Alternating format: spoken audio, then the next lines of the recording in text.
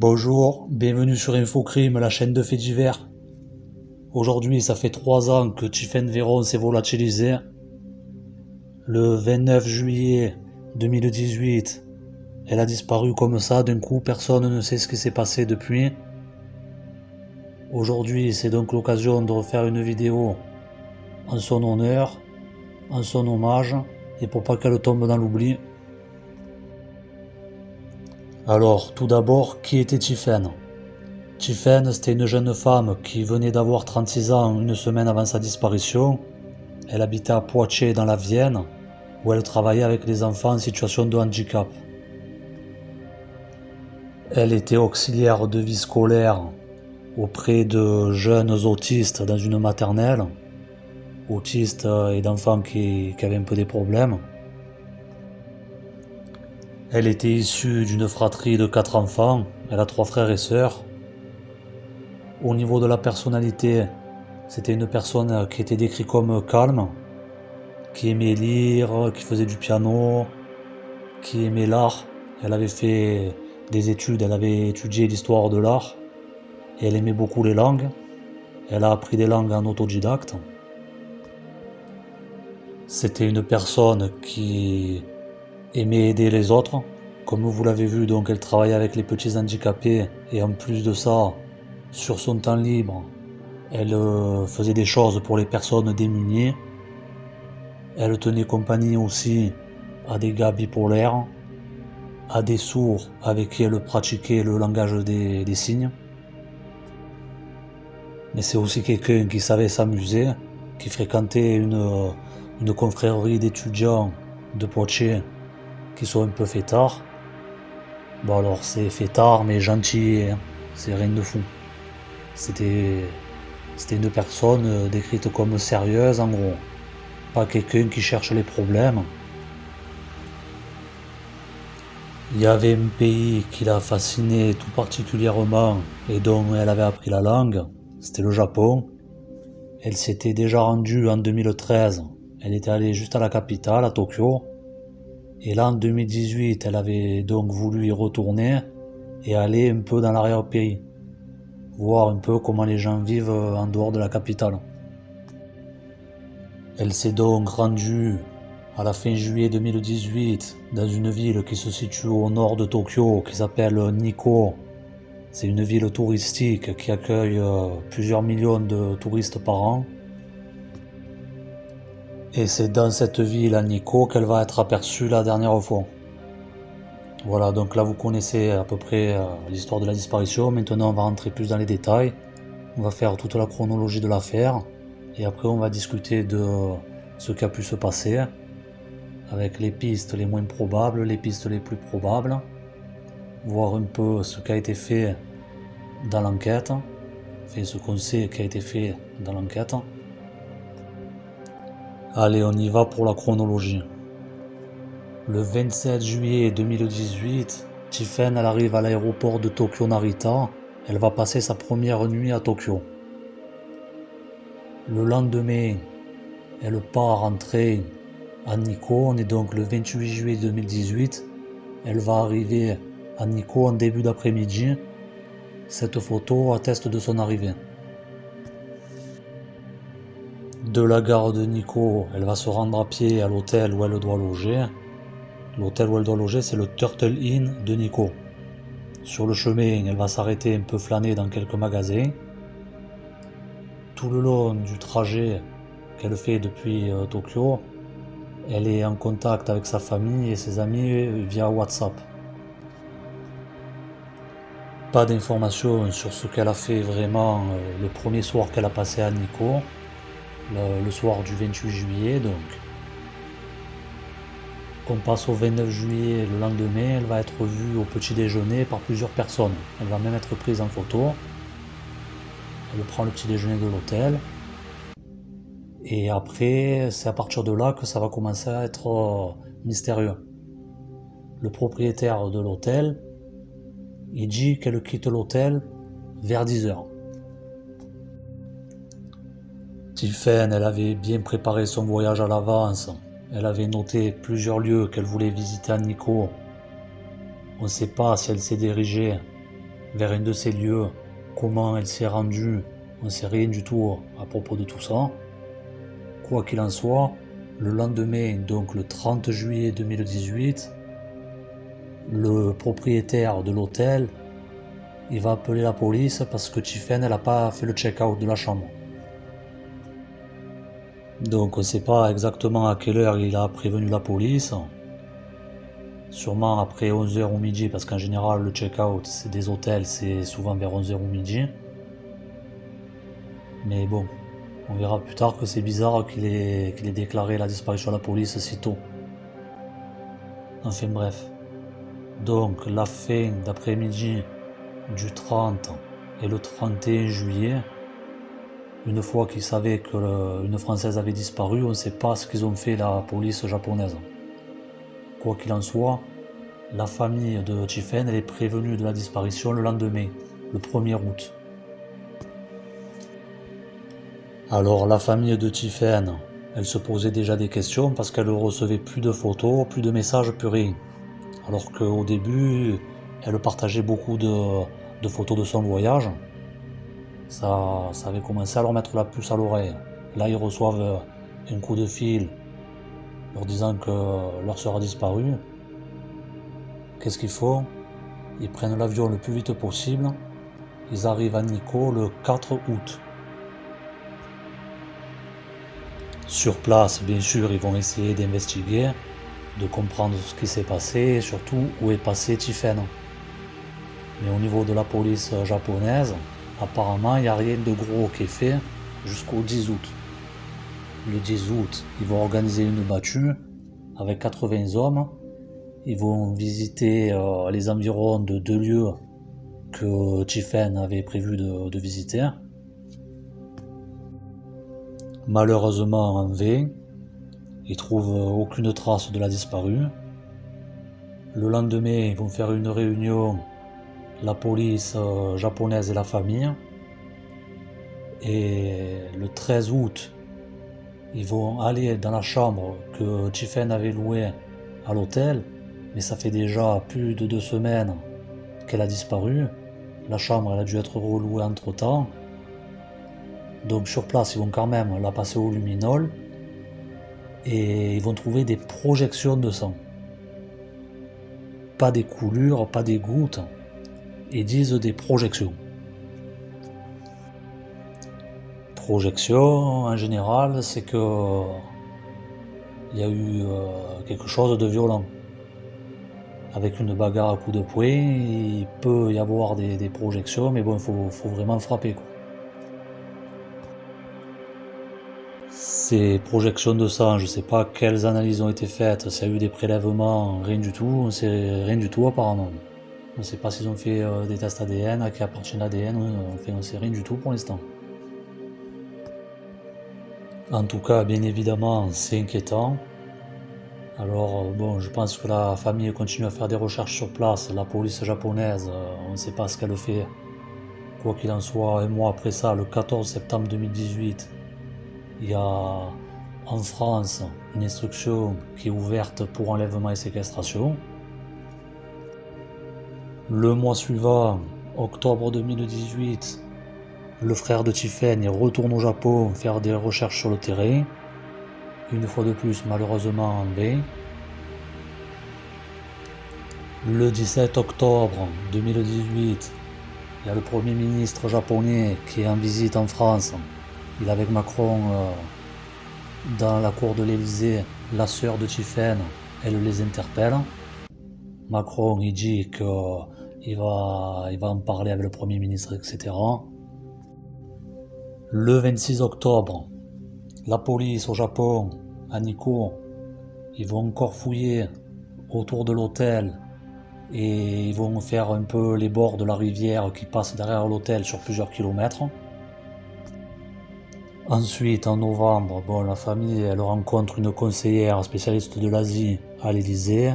Il y a une marche blanche qui est organisée à Poitiers en l'honneur de Tiffen. Et décembre, il y a des membres de la famille qui retournent à Nikko pour faire des recherches. Là-bas, ils vont mobiliser un comité de soutien. Ils vont voir un peu s'organiser avec la police et l'ambassade. Et ils vont passer encore d'autres lieux au peigne fin, mais malheureusement toujours en vain. Bon, ensuite, il y a des artistes qui vont se mobiliser, qui vont faire des dessins pour pas que Chiffen tombe dans l'oubli. Il y a la communauté française au Japon qui va distribuer des avis de recherche, pareil, pour pas que l'affaire tombe dans l'oubli. Et en mai 2019, la famille, elle va recruter des spécialistes des recherches en montagne. Et ils vont faire des recherches à deux rivières, les abords de deux rivières, ils vont sonder les rivières aussi. Ils trouvent rien.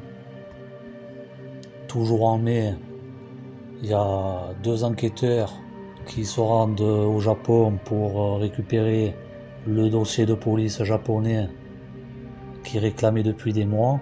Donc ils sont allés le chercher directement au Japon. Ensuite, le 26 juin 2019, il y a Macron qui va parler devant la communauté française de Tokyo. Juillet 2019, il y a encore les membres de la famille qui retournent au Japon. Cette fois, ils vont être accompagnés de plusieurs maîtres chiens, des chiens spécialisés dans la recherche de cadavres. C'est des chiens qui avaient servi dans des tremblements de terre qu'il y a eu au Japon. Bon, après, au niveau des recherches, cette année-là, il n'y a rien qui se passe. Il y a des artistes et des sportifs, pareil, qui parlent de Chiffen. Il y a des jeunes filles de la communauté française qui vont participer à un triathlon au Japon. Et la famille de Chiffen va créer une association qui s'appelle Unis pour Chiffen. Là, je suis en train de me servir de leur chronologie pour vous raconter l'histoire, justement. En mars 2020, la famille de Chiffen, elle engage Maître Veil. Maître Veil qui est un ancien associé de Akitator, qui a repris le cabinet. Akitator, c'est Dupond-Moretti. Et à la fin de l'année 2020, parce qu'entre temps ils n'ont pas pu faire grand chose malheureusement, puisqu'il y a eu cette crise sanitaire, donc ils n'ont pas pu retourner sur le terrain au Japon.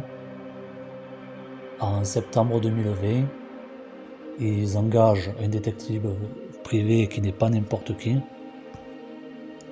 Ils ont embauché Jean-François Abgral, qui fait partie des enquêteurs qui ont fait tomber le tueur en série Émile Louis et le tueur en série Francis Holm. C'est le grand confident de Francis Holm. Voilà, bon. Après, sinon, il n'y a rien eu de notable. Il y a eu quelques événements au niveau de la communication. Je vous laisse les découvrir vous-même sur le site de Unis pour Chiffen, où vous pourrez faire un don si vous en avez envie. Alors des fois, dans les disparitions, la famille, elle ne sait pas quoi faire. Elle est débordée, ils ne savent pas par où commencer, etc. Là, la famille, elle a l'air de savoir ce qu'elle fait. Elle est organisée et elle est bien entourée. Parce qu'avec Maître Veil et Jean-François Abgral, voilà, si ça doit bouger, eux, ils feront bouger. Vous allez voir que c'est plus du côté japonais que ça va être problématique. Voilà donc un peu ce qui s'est passé depuis la disparition de Chiffen le 29 juillet 2018. Voyons maintenant un peu ce qui a pu se passer. On va commencer par l'hypothèse qui, à mes yeux, est la plus improbable. Bon, je me base sur le peu que je connais de l'affaire, bien sûr. Mais pour moi, l'hypothèse la moins improbable, malheureusement, c'est la disparition volontaire avec pour but de recommencer une nouvelle vie. Bon, si elle avait voulu faire ça, qu'est-ce qu'elle aurait fait? Elle laisse toutes les affaires à la chambre pour faire croire à une disparition involontaire. Elle part dans un autre endroit qu'elle a prévu à l'avance, ou même elle part à l'arrache, ce qui ne colle pas du tout à son profil. Ça n'a pas l'air d'être une routarde, ni quoi que ce soit, une aventurière vraiment qui pourrait partir comme ça sur un coup de tête, survivre un peu à la... pas à la clochard, mais bon, à la marginale. Si elle est partie et que c'était organisé, comment elle peut survivre? Ce serait en donnant des cours de français, parce qu'elle maîtrise un peu le japonais, donc elle pourrait donner des cours de langue ou des trucs comme ça. Mais ce qui discrédite cette hypothèse, c'est que, contrairement à ce que j'entends de certaines personnes qui disent que pour les Asiatiques on est tous pareils, que les Occidentaux, les étrangers, etc. sont tous pareils, ça c'est des bêtises. C'est pas parce que nous on dit que les Asiatiques ils sont tous pareils que eux disent que les Occidentaux sont tous pareils. Les Asiatiques, si vous regardez bien, ils ont tous quasiment les cheveux noirs, bah, à part ceux qui se les teignent bien sûr. Ils ont tous les cheveux noirs faits, ils ont tous les yeux bridés, ils ont tous les nez de la même forme, et même s'il y a des exceptions, la majorité des gens est plutôt mince, pas très grand. Bon, il y a des exceptions. Que vous prenez des occidentaux, il y a tout qui varie. Il y a la couleur des cheveux, la taille du nez, la taille de tout. Le poids, la corpulence, tout ça, chez nous c'est très varié. Donc Tiphaine, elle aurait été reconnue. Parce que même de toute façon, admettons que les Asiatiques confondent vraiment les Occidentaux, ce qui est faux. J'ai passé plus de 2 ans et demi en Asie. Alors malheureusement, c'est au Japon que j'ai passé le moins de temps. Mais sinon, j'ai fait la majorité des pays d'Asie et je peux vous dire qu'ils nous reconnaissent et que même vous voyez deux Asiatiques, même s'ils se ressemblent, vous arrivez à les différencier, à les reconnaître. Vous dormez dans un hôtel, vous croisez le gars de l'hôtel dans le quartier, vous allez le reconnaître et lui dire bonjour. Voilà, c'est pas des clones non plus. Ben pour eux, c'est pareil, encore plus. Et de toute façon, il y a des Occidentaux qui vivent au Japon et qui voyageaient au Japon, qui sont au courant de l'histoire de Tiphaine. Si elle vivait là-bas, elle aurait été reconnue. Et les gaijins, les étrangers, ils passent pas inaperçus là-bas. Elle aurait été vue. Donc la thèse de la disparition volontaire avec pour but de refaire sa vie, on élimine. Hypothèse suivante, ça va être l'hypothèse de l'accident. Alors, dans les médias, ça a parlé de typhon qui devait passer au moment où Tiphaine se trouvait sur place.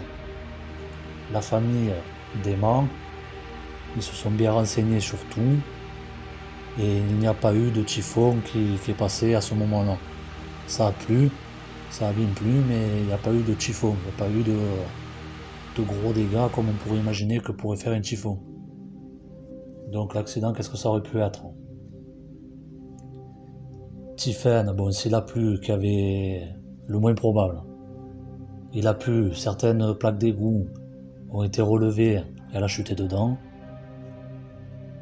Ou sinon, plus probable, mais pas dans le cas de Tiphaine, elle va faire un circuit. Il y avait des endroits, c'était un peu des montagnes, des collines où elle devait aller. Elle glisse, elle tombe, elle meurt. Mais là, on peut penser que le corps aurait été retrouvé, le corps ou le squelette. Surtout que la famille a été sur place, qu'ils ont bien cherché, qu'il y a eu plusieurs fois des recherches. Voilà, donc même si elle s'était un peu éloignée des sentiers battus, elle serait tombée, elle serait blessée, à moins que ce soit dans un gouffre qui n'est pas répertorié, alors là c'est possible, mais bon, c'est peu probable parce qu'ils ont cherché. Je pense que s'ils avaient vu un trou où elle aurait pu tomber et tout, ils auraient fait des recherches, où on en aurait entendu parler. La thèse qui a l'air d'avoir été privilégiée à un moment par la police japonaise, comme quoi elle serait tombée dans la rivière qui passe derrière l'hôtel, c'est en réalité la moins probable, parce que en plein été, là-bas au Japon, que c'est un petit peu humide et tout ça, le corps, autant dans la forêt, il va se dégrader en 2-2, Autant dans la rivière, ça va être tout le contraire. Il y a un corps qui tombe dans une rivière, il se dégrade moins vite. Surtout quand il fait chaud, parce que ça fait un truc qu'on appelle la saponification. Les graisses, elles deviennent... je sais pas comment vous expliquer. Elles se transforment, les graisses, elles deviennent d'une autre matière, et le corps, il est conservé plus longtemps. Vous pouvez retrouver dans des milieux aquatiques des corps qui sont là depuis des mois et qui sont pas à l'état de squelette ni rien, ils restent comme ça pendant des mois dans l'eau. Donc vu que la rivière a été draguée et que bon, il y a eu des rochers, il faudrait vraiment qu'elle soit partie dans un lieu très escarpé, très éloigné, pour qu'elle tombe quelque part et qu'elle soit pas retrouvée. Mais pourquoi elle se serait éloignée comme ça? Là, la thèse de l'accident ne tient plus. C'est pour ça qu'on passe à la thèse suivante, que souvent, bon, bien sûr, les proches ne veulent pas entendre, ni les amis, ni la famille, tout ça. Mais pourtant, ça arrive très souvent, c'est la thèse du suicide. La thèse du suicide, la plupart des gens, quand vous regardez, c'est tous on n'a rien vu venir.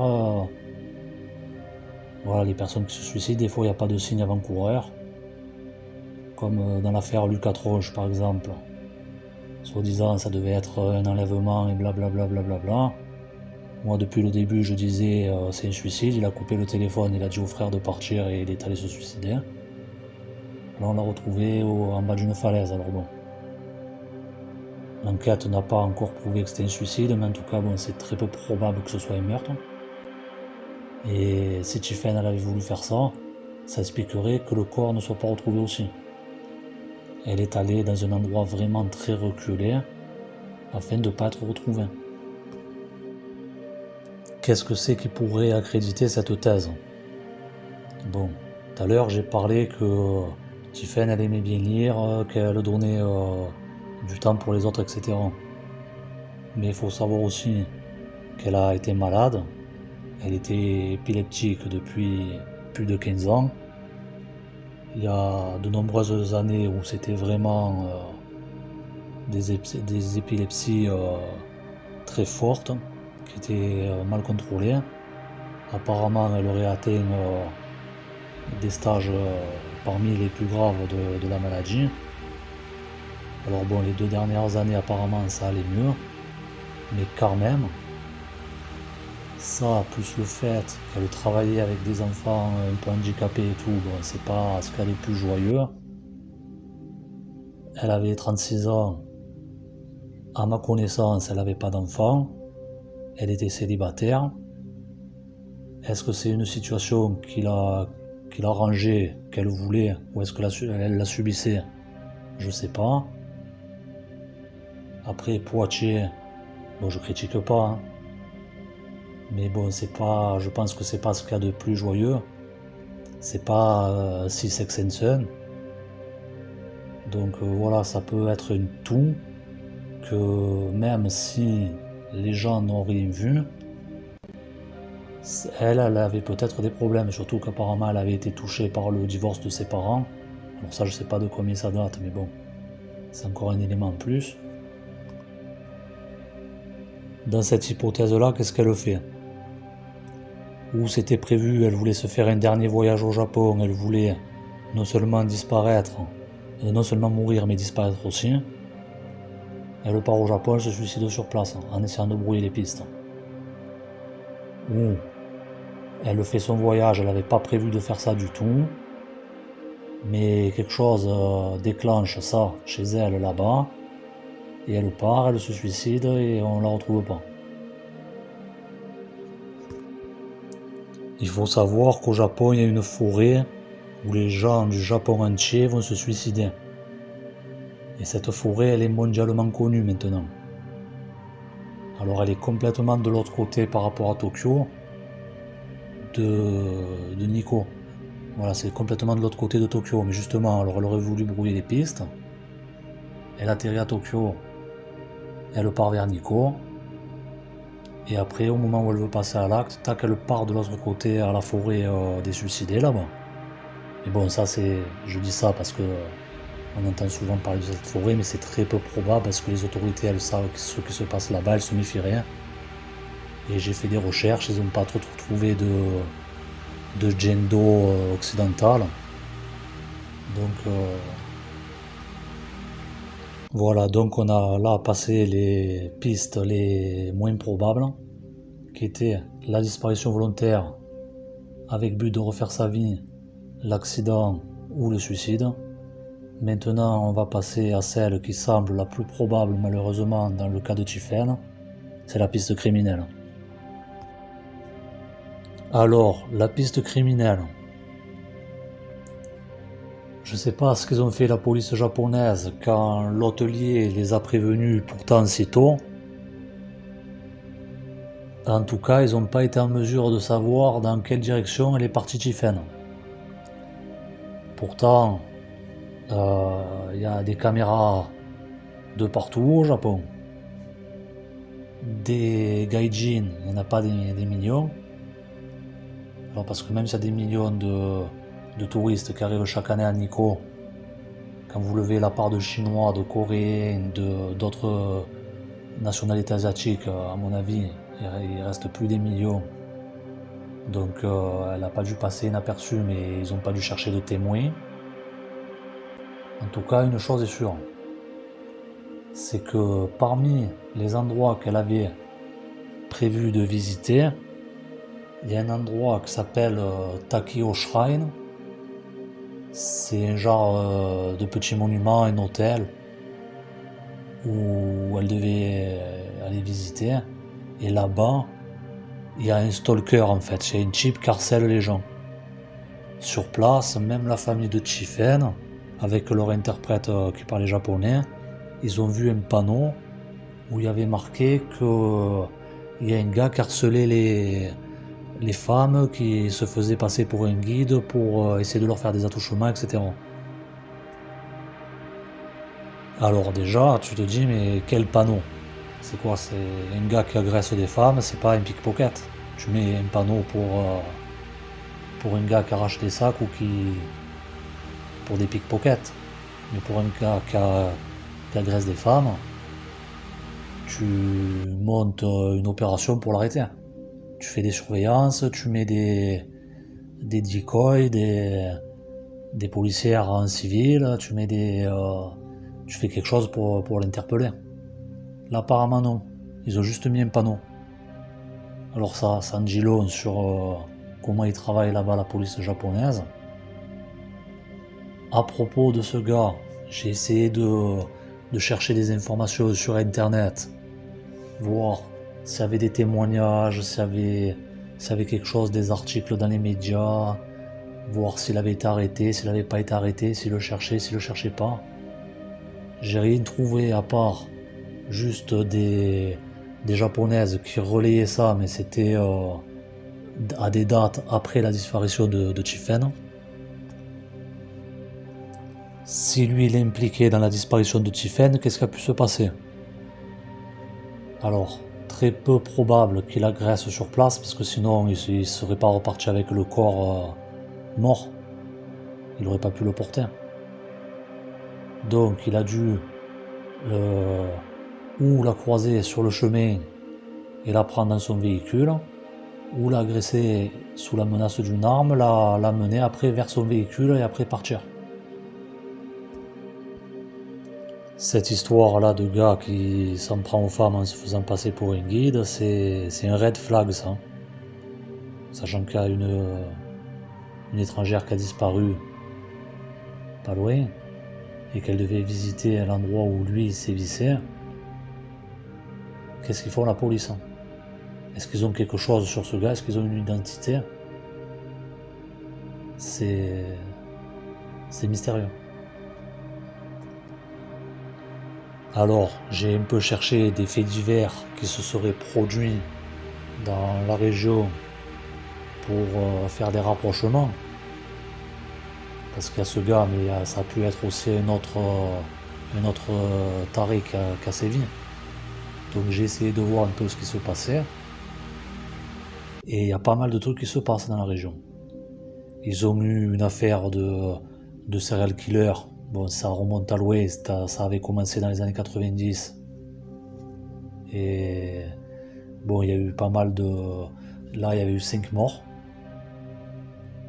Ensuite, il y a eu pas mal d'histoires d'attouchements, pas mal d'enlèvements, où le type, il rencontrait une fille, et après, il l'enlevait, il l'amenait chez lui, à des kilomètres de là où il avait enlevé.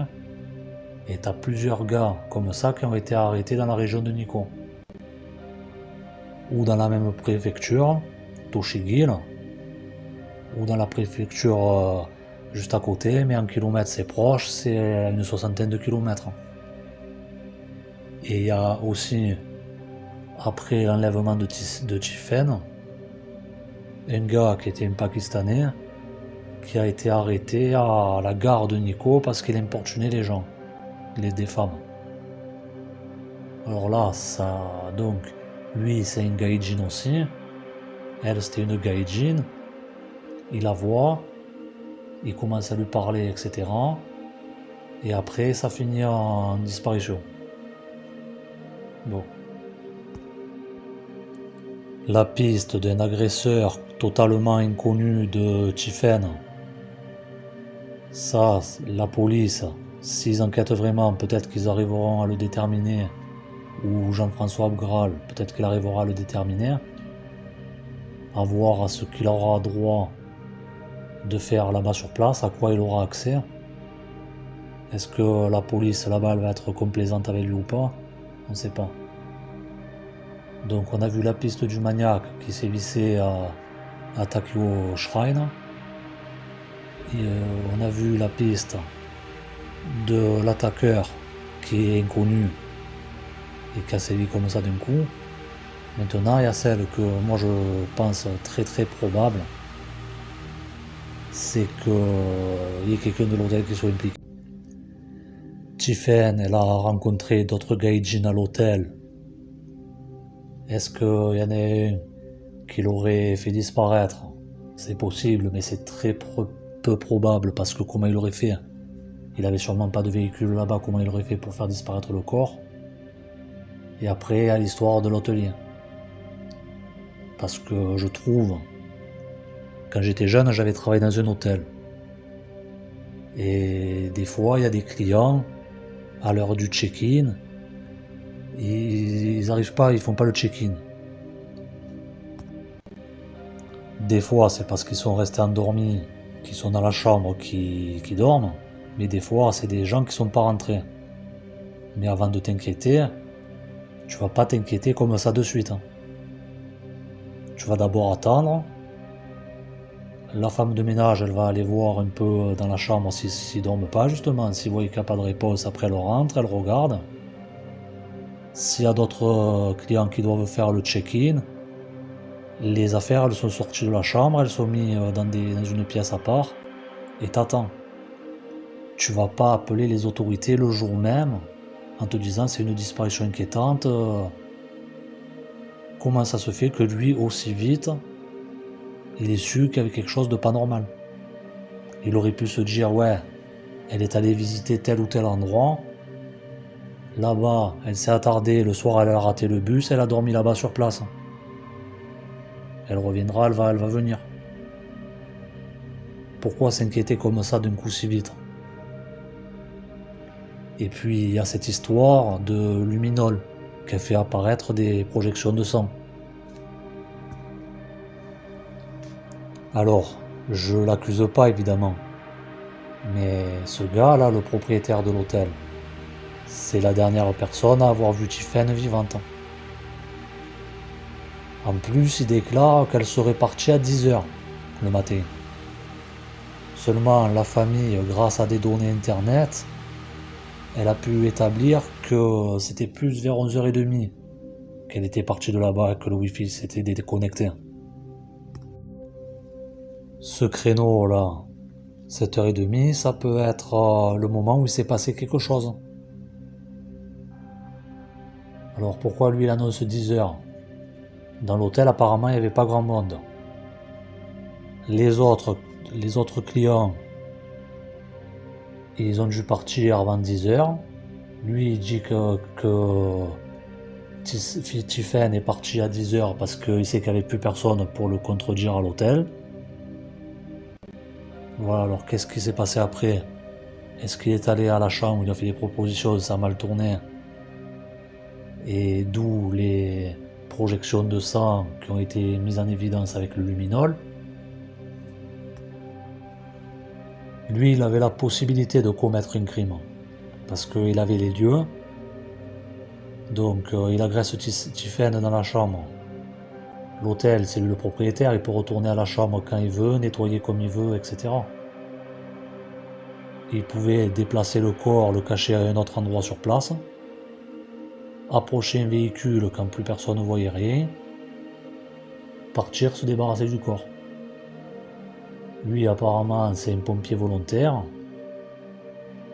Il doit connaître des endroits escarpés, il doit connaître bien le terrain, etc.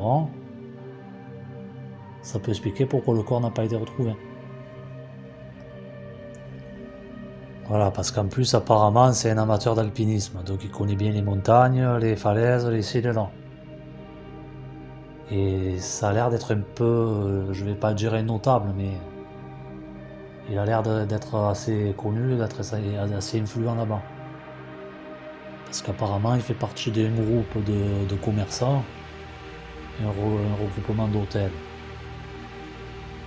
Et bon, en plus de ça, les pompiers, souvent, ils sont bien amis avec la police. Lui, il a participé aux recherches avec les pompiers et avec la police. Donc ça peut expliquer pourquoi la police japonaise, elle a pas l'air de trop s'impliquer. Je dis pas que la police japonaise, elle le couvre, qu'elle sait qu'il a fait le coup, mais qu'elle le couvre. C'est peut-être parce que elle se dit que c'est pas lui qui a fait le coup. Mais bon, à ce compte-là, pourquoi ils font pas plus d'investigations sur d'autres pistes? En plus, en France, ils ont l'air de dire que le dossier que leur a transmis la police japonaise, il est incomplet. Donc c'est bizarre tout ça. Aussi, on dirait qu'ils essayent de cacher des choses au niveau des faits divers dans la région. Parce qu'il y a un coup, ils ont retrouvé une tête près d'une voie ferrée. Bon, c'était apparemment dans un endroit qui était inaccessible par les humains. Alors que comment ça? Et une autre fois, ils ont trouvé un corps. Mais apparemment, bon, ce serait pas Tiffen Véron. Mais dans tous les cas, ils ont fait disparaître des articles dans la presse.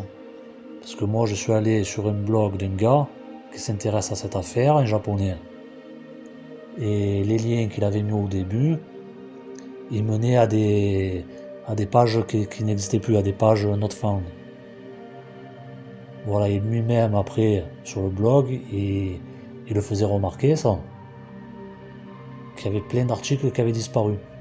Alors, il y a quelques articles concernant Tiffen Véron, mais apparemment, il y a pas mal d'articles de faits divers qui ont eu lieu dans la région qui sont passés à la trappe. Pourquoi ils voudraient faire ça?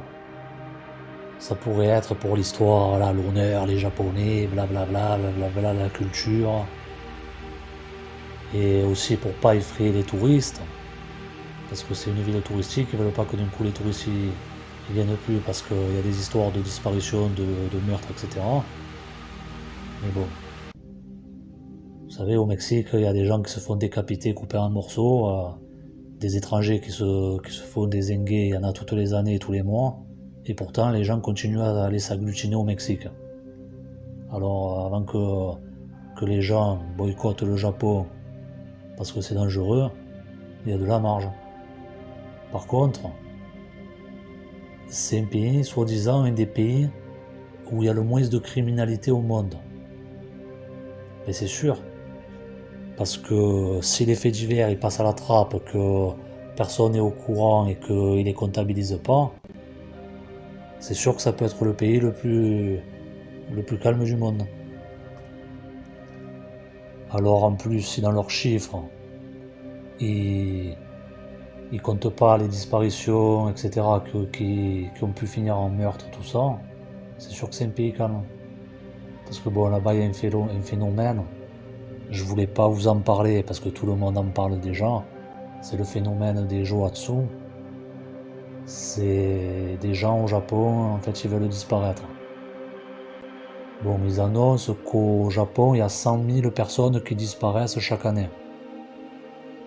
Ce qui n'est pas plus qu'en France, parce que en France, ils en annoncent des fois 50 000. Au Japon, il y a moins de 2 fois plus d'habitants qu'en France et il y a 2 fois plus de disparus, donc c'est à peu près pareil.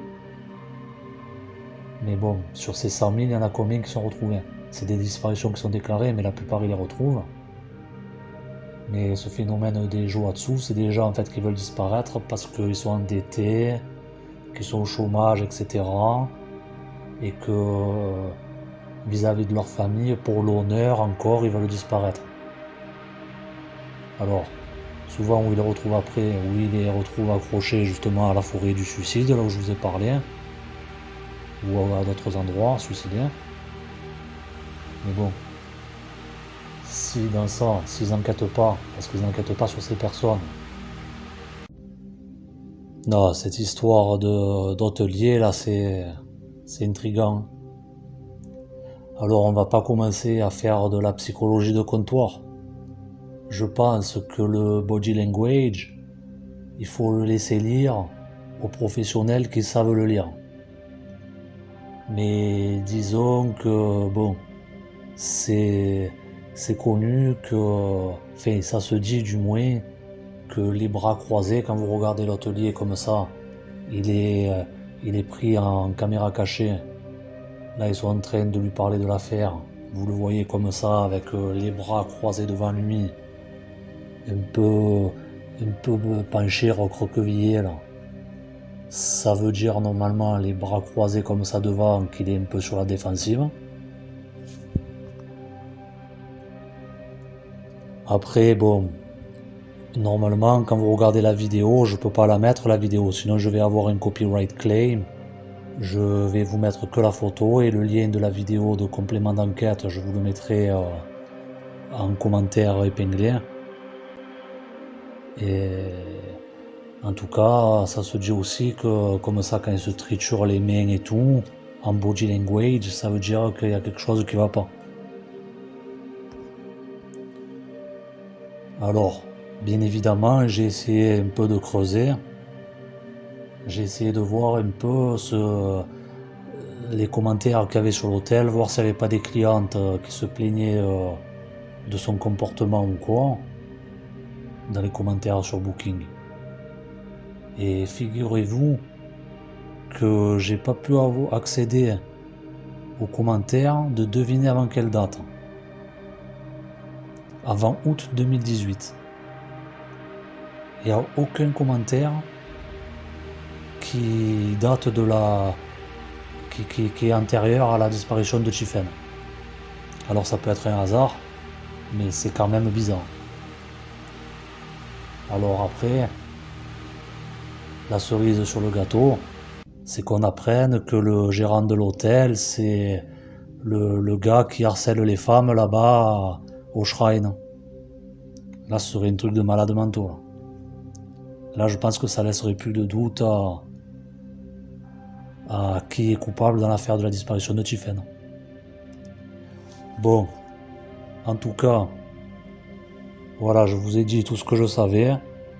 D'habitude, je vous demande de partager les vidéos quand ça concerne des cold cases ou des disparitions. Parce que faut pas que les gens oublient et qu'il y ait des gens qui se manifestent s'ils savent quelque chose. Là, ça sert à rien que je vous le demande parce que déjà vous le faites pas. Et surtout que, bon, là ça mettra l'oreille à personne parce que les témoins ils sont au Japon. Donc, là, qu'est-ce que vous pouvez faire si vous voulez aider dans la disparition de Chiffen? Comme je vous l'ai dit en début de vidéo, vous pouvez faire un don en allant sur le site Uni pour Chiffen. Ou sinon, si vous voulez vous impliquer directement, J'ai vu que la sœur de Tiffen, elle était à la recherche de photos qui auraient été prises à Nico le jour de la disparition de Tiffen. Donc vous pouvez faire pareil, c'est un travail de titan, vous essayez de trouver sur internet des photos de gens qui se retrouvaient là-bas ou à Nico ou sur les sites que Tiffen avait prévu de visiter et intéressez-vous même à, à d'autres villes que Nico dans la préfecture de Tochigi. Parce qu'on ne sait pas où elle est partie, elle est peut-être partie dans une autre ville, on ne sait pour quelle raison et quelque chose lui serait arrivé là-bas. Donc vous vous mettez à la recherche de photos où des personnes pouvant être Tiffen apparaissent dessus. Si vous trouvez quelque chose, vous le faites parvenir ou à la famille ou à la police. Voilà, je pense vous avoir dit tout ce que je savais à propos de la disparition de Tiffen. Merci de liker la vidéo et de vous abonner avant de partir. Je vous dis à bientôt. Allez, ciao, merci.